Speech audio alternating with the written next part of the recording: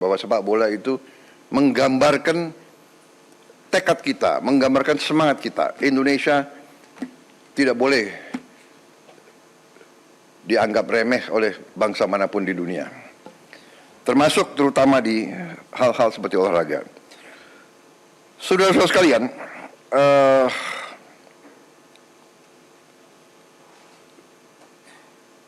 banyak sekali yang sudah kita laksanakan semenjak sidang kabinet yang lalu. Mungkin karena banyaknya inisiatif kita, banyaknya terobosan kita, banyaknya kebijakan kita, mungkin narasi ke rakyat mungkin kurang sempurna, kurang intensif. Ya, ini saya kira perlu kita perbaiki komunikasi kita kepada rakyat. Ya, saya juga terus terang aja sangat terkesan dengan banyaknya kebijakan yang bisa kita keluarkan dalam waktu singkat. Dan ini karena kerja keras para menteri, para wakil menteri, para kepala badan. Saudara-saudara, salah satu yang utama yang harus saya sampaikan adalah bahwa di saat bulan-bulan ini, apalagi menjelang Ramadan dan Idul Fitri, kondisi pangan kita aman, kondisi pangan kita cukup terkendali. Saudara-saudara, ini jangan dianggap hal yang ringan. Kita negara keempat terbesar di dunia. Jumlah penduduk kita sangat besar. Dan bertahun-tahun kita selalu khawatir dengan keamanan pangan kita. Kita selalu khawatir kita harus import. Alhamdulillah, tahun ini produksinya sangat baik. Dan saya monitor harga-harga sampai hari ini terkendali. Mungkin harga cabai rawit yang agak naik beberapa saat yang lalu, mungkin sekarang sudah mulai turun ya. Tapi saran saya jangan terlalu banyak makan terlalu pedas. Saya waktu muda sukanya pedas sekali, sekarang dokter melarang saya makan terlalu pedas. Yang muda-muda silakan. Jadi kita bersyukur ya, dan semua pihak yang bekerja keras ya, saya mau ucapkan terima kasih semua pihak di bidang pangan, pertanian yang mendorong hal ini. Pangan adalah yang paling utama. Ya. Harga saham boleh naik turun, pangan aman, negara aman, saudara-saudara.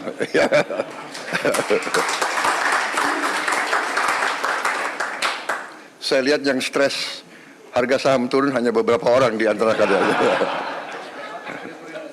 Marwar, siapa lagi itu? Tranggono, mana Tranggono? Tranggono. Oh, duduk sebelahan itu. Ini, mana lagi ya? Kalau Budiman enggak, Budiman tenang aja karena enggak punya saham dia.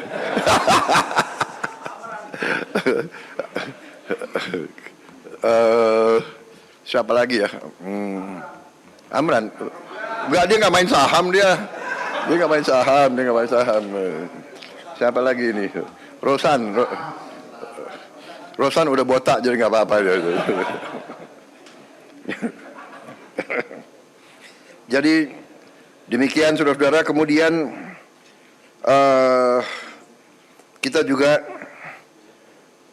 boleh sekarang mulai bangga makan bergizi gratis sudah menjangkau 38 provinsi dan sekarang sudah 2 juta penerima manfaat. Hanya ini masih belum sebetulnya memuaskan saya, tapi saya mengerti Kepala Badan Gizi Nasional sudah bekerja dengan seluruh jajarannya. Ini sudah paling cepat yang kita bisa laksanakan. Dalam Januari, Februari, Maret, dalam 3 bulan mencapai 3 juta penerima manfaat. Hanya masalahnya kalau saya datang ke suatu desa atau suatu tempat, orang tua yang nanya, Pak, kami di sini belum terima makan bergizi. Jadi ini sesuatu yang mengusik hati saya. Mereka dengar di desa sebelah sudah, dia dengar di sekolah sebelah sudah, dia belum bisa. Saya sampaikan, Bu, kita berusaha sekeras tenaga, tapi kita tidak mungkin seketika, negara kita sangat besar. Mohon sabar.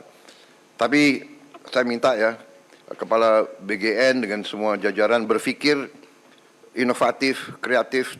Bagaimana kalau bisa kita percepat? Apa pakai sistem hibrida atau bagaimana? Ya, karena kasihan rakyat kita sangat membutuhkan dan mengharapkan. Tapi terima kasih, apapun terjadi, ini suatu prestasi yang luar biasa. Saya terima surat-surat dari pimpinan-pimpinan dunia. Mereka bahkan mau belajar dari kita. Banyak kunjungan dari pimpinan-pimpinan negara lain, mereka bilang salah satu yang mereka ingin belajar dari kita adalah makan bergizi. Padahal kita baru mulai. Ya, mereka menganggap bahwa kita salah satu yang paling serius dan paling besar usaha kita menangani ini.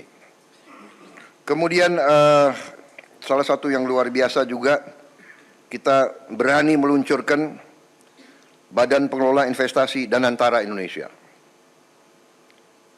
Konsolidasi semua kekuatan ekonomi yang dimiliki pemerintah Indonesia, semua dana, semua aset BUMN, kita konsolidasikan. Kita ingin mengelola dengan sebaik-baiknya, setransparansi mungkin, dengan akuntabilitas yang sangat tinggi. Saya beri petunjuk kepada pimpinan Danantara, kalau perlu keputusan-keputusan itu diambil secara hati-hati, dan kalau perlu tidak perlu terlalu cepat. Ini adalah kekayaan anak dan cucu kita, harus dijaga dengan baik. Dan untuk itu saya minta pengawasan, oversight, penilaian risiko sangat berlapis-lapis. Dan saya minta tokoh-tokoh masyarakat ikut mengawasi. Dan saya tegaskan bahwa setiap saat pekerjaan dan semua kebijakan Danantara ini harus bisa diaudit, harus bisa diawasi, harus bisa dipertanggungjawabkan setiap saat oleh siapapun yang menginginkan. Saudara-saudara, tapi ini saya kira adalah terobosan sangat besar. Dengan demikian saya yakin manajemen semua aset di bawah Danantara akan lebih baik, karena kita akan pakai manajemen yang berstandar internasional. Juga dengan beberapa penasihat-penasihat tingkat internasional kita ingin mengajak. Saya juga melihat bahwa kita sudah mulai meluncurkan program cek kesehatan gratis untuk setiap warga negara. Ini sudah mulai di roll out dan sudah berjalan. Saya kira ini juga salah satu terobosan saya kira di dunia, saya kira ya, Menteri Kesehatan ya. Tidak semua negara punya program seperti ini. Kemudian kita juga mengeluarkan peraturan pemerintah nomor 8 tahun 2025, yaitu kewajiban menyimpan devisa hasil ekspor sumber daya alam di dalam negeri bagi semua perusahaan yang menerima kredit dari bank pemerintah dan yang menggunakan aset milik negara bersifat HGU atau HTI atau hak pakai itu adalah aset negara, dia terima, dia manfaatkan aset negara, dia terima kredit, dia wajib hasil usahanya harus disetor di Republik Indonesia.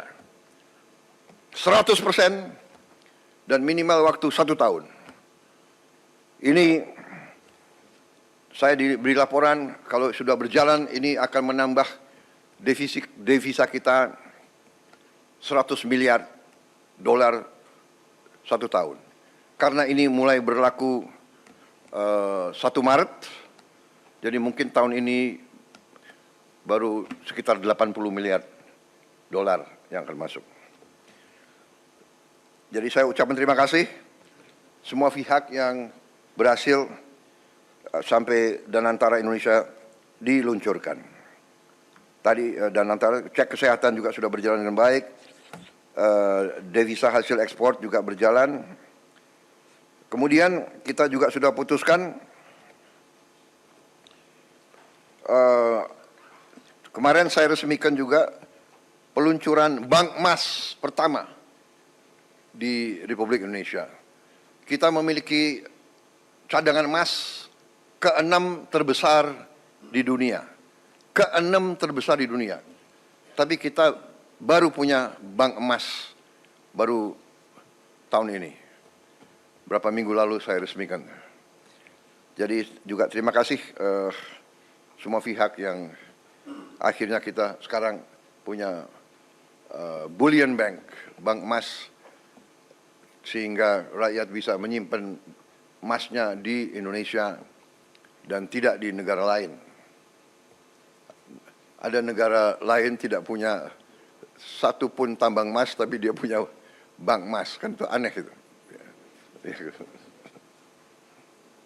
Kemudian saudara-saudara, kami sudah putuskan juga untuk membangun tahun ini, kita harap sudah segera akan mulai dibangun 200 sekolah rakyat berasrama untuk SD, SMP, SMA berasrama, dan ini sekolah berasrama ini diperuntukkan untuk kaum yang kurang mampu khususnya.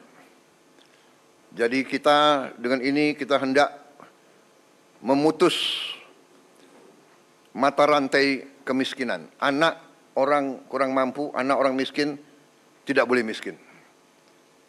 Katakanlah bapaknya sekarang pekerjaannya sangat sederhana, dia umpamanya tukang pemulung, anak dan cucunya tukang pemulung tidak boleh jadi tukang pemulung.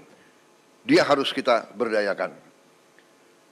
Ini rencana kita dan kita akan bangun tahun ini 200 sekolah berasrama tersebut.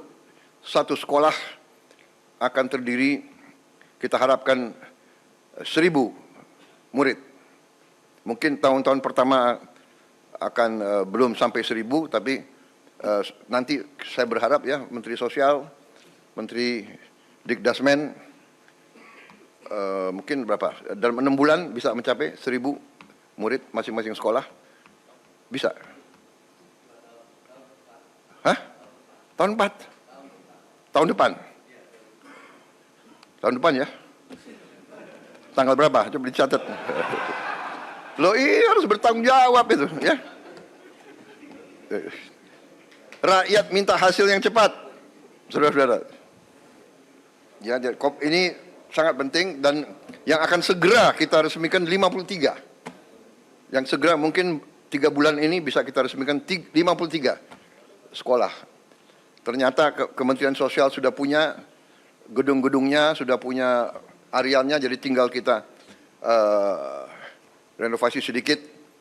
Kita ingin segera 53, sisanya yang 147 akan segera menyusul. Kita harap tiap tahun 200, sehingga dalam 5 tahun kita minimal akan punya 1 sekolah berasrama di tiap kabupaten.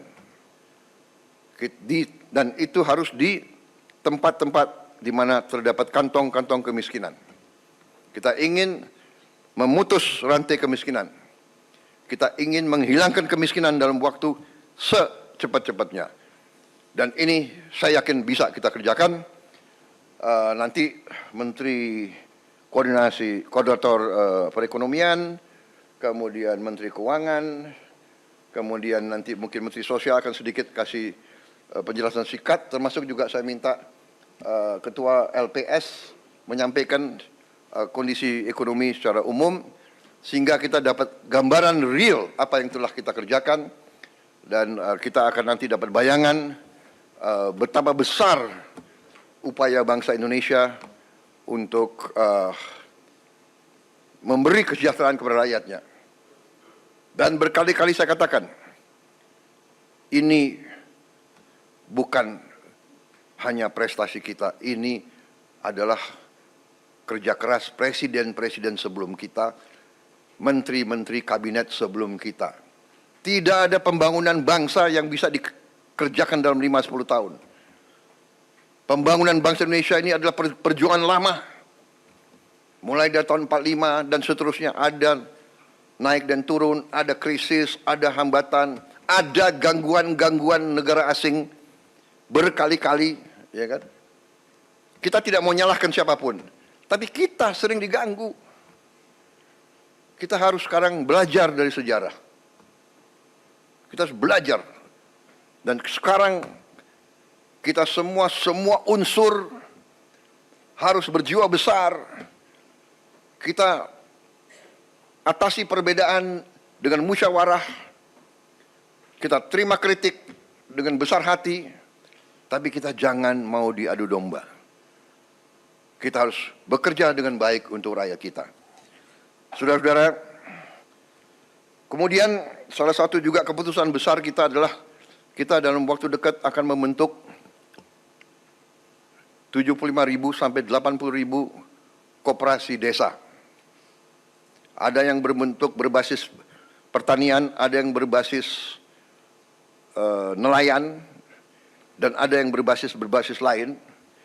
Tapi intinya adalah kita ingin ekonomi desa, ekonomi rakyat yang paling bawah bergerak dengan cepat, memobilisasi kekuatan yang kita punya untuk menggerakkan seluruh ekonomi, dan ini akan ada suatu dampak yang sangat besar, keyakinan kami. Saudara-saudara, juga kita juga berhasil bekerja sama dengan swasta, sehingga THR bagi pekerja swasta, BUMN dan BUMD bisa diberikan paling lambat 7 hari sebelum Hari Raya Idul Fitri. Tahun ini pemerintah juga menaruh perhatian khusus kepada para pengemudi dan kurir online yang untuk pertama kalinya akan menerima bonus Hari Raya. Ini karena kerjasama juga dengan pengusaha-pengusaha swasta. Saya mendengar mereka akan terima kurang lebih 1 juta tiap pekerja, demikian. Tapi saya menghimbau pengusaha swastanya, kalau bisa ya ditambahlah. Ini menghimbau, ya kan? Kalau menghimbau kan boleh, tidak ada paksaan kan? Tapi kalau presiden menghimbau ya, menghimbau. Ini wartawan ya, terus garis bawahi itu. Karena pengusaha harus tahu, kalau masa yang bagus dia untung, ya dia juga harus memperhatikan para pekerjanya, ya kan? Justru para pekerja ini yang memberi keuntungan bagi dia. Juga THR dan gaji ke-13 bagi 9,4 juta aparatur negara. Ini sudah kita umumkan.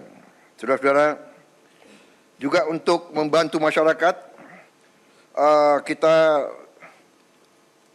berhasil untuk menurunkan harga tiket pesawat dalam negeri mencapai 13% penurunan.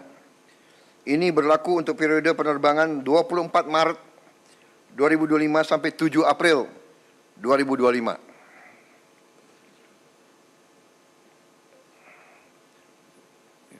nanti Presiden juga akan menghimbau, kalau bisa ditambah, tapi menghimbau. Enggak, ini sudah luar biasa. Kemudian penurunan tarif jalan tol sebesar 20% di berbagai ruas jalur mudik selama 2 minggu. Juga diskon 25% penurunan harga untuk tiket kereta api sesuai tanggal yang ditentukan. Juga saya ucapkan terima kasih beberapa kementerian lembaga mengeluarkan kebijakan untuk membantu mengurangi beban masyarakat dengan memberi bantuan mudik gratis, hingga juga ada diskon mencapai 50% untuk provider seluler dari Kementerian Komdigi.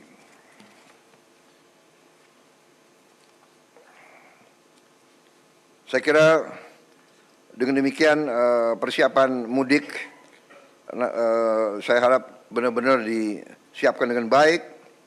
Kemudian alur lalu lintas dijamin harus berjalan lancar melalui jalur darat, kereta api, udara, dan laut.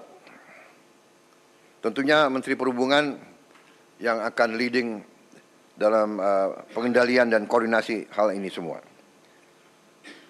Menteri Perdagangan memantau terus ketersediaan bahan pangan dan harga bahan pokok.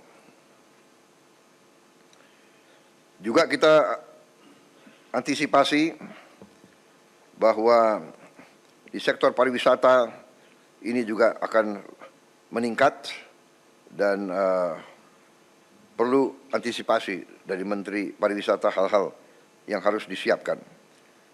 Tentunya segi keamanan Polri, TNI, BIN, Kemenhub, BUMN, dan kementerian lain ikut semuanya membantu untuk memantau keamanan. Di bidang industri dan tenaga kerja juga berjalan baik.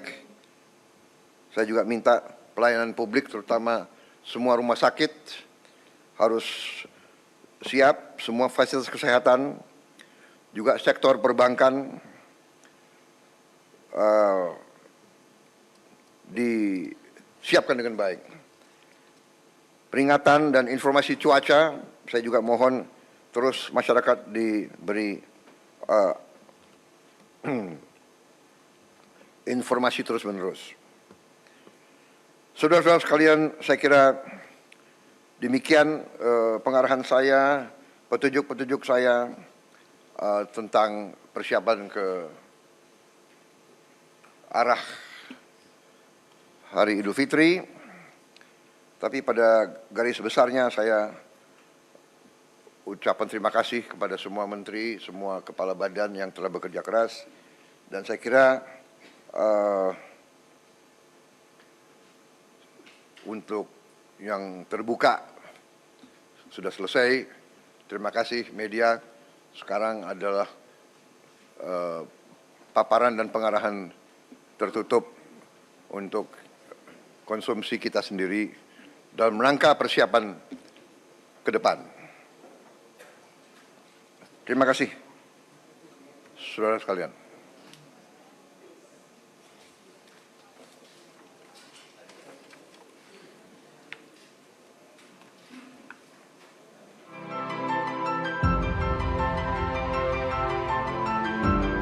Karunia yang diberikan oleh Yang Maha Kuasa. Pemirsa, baru saja kita simak arahan Presiden Prabowo Subianto saat memimpin sidang Kabinet Paripurna.